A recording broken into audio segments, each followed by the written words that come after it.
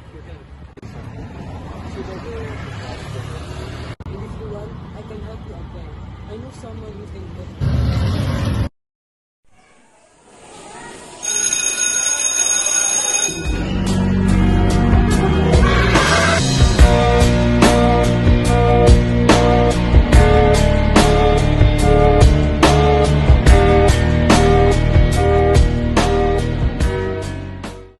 Lay, is that your father? Huh? Yes. Whatever. Let's go. I have something to do.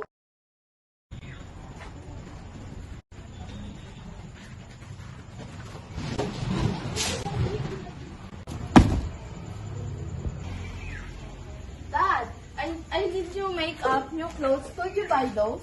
Lay, sorry, but we're still in the budget. The income were not that good. It's always like this. It's starting to be. It's difficult. That's all I ask. Is it because of that college, Dad? Look at your age, Dad.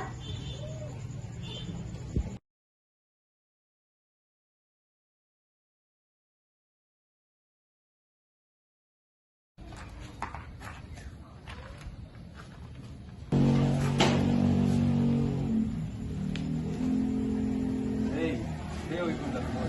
It's so good for you. Dad, could you stop? How did you know he's no good for me? Well, he gives me everything and you just give me nothing. You can take care of your own child. You are so selfish. You're just a vendor who came back to college.